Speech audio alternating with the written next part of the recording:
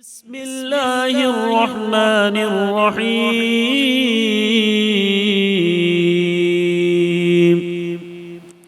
يسبح لله ما في السماوات وما في الأرض له الملك وله الحمد وهو على كل شيء قدير هو الذي خلقكم فمنكم كافر ومنكم مؤمن والله بما تعملون بصير خلق السماوات والأرض بالحق وصوركم فأحسن صوركم وإليه المصير يعلم ما في السماوات والأرض ويعلم ما تسرون وما تعلنون والله عليم بذات الصدور ألم يأتكم نبأ الذين كفروا من قبل فذاقوا وبال أمرهم ولهم عذاب أليم ذلك بأنه كانت تأتيهم رسلهم بالبينات فقالوا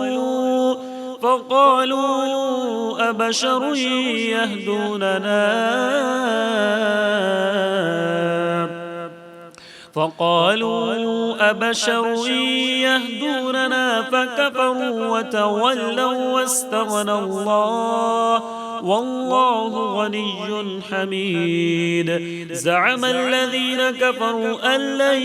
يبعثوا قل بلى وربي لتبعثن ثم لتنبؤن بما عملتم وذلك على الله يسير فآمنوا بالله ورسوله والنور الذي أنزلنا والله بما تعملون خبير يوم يجمعكم ليوم الجمع ذلك يوم التغابن ومن يؤمن بالله ويعمل صالحا يكفر عنه سيئاته ويدخله جنات تجري من تحتها الأنهار خالدين فيها أبدا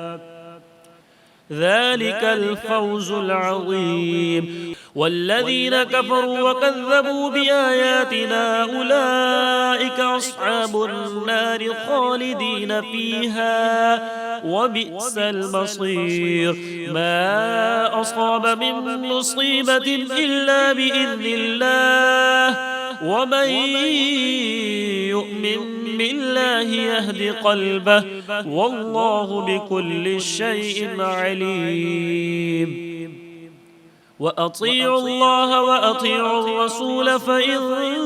توليتم فإنما على رسولنا البلاغ المبين الله لا إله إلا هو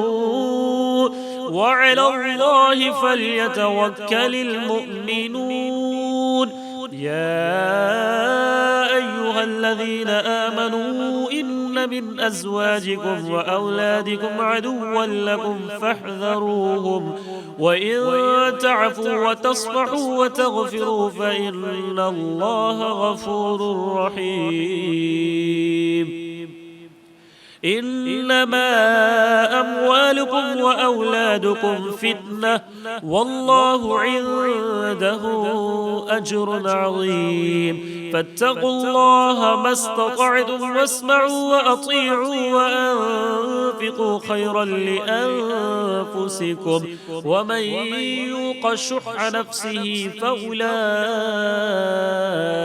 هم المفلحون إن تقرضوا الله قرضا حسنا يضاعفه لكم ويغفر لكم والله شكور حليم عالم الغيب والشهادة العزيز الحكيم صدق الله العظيم.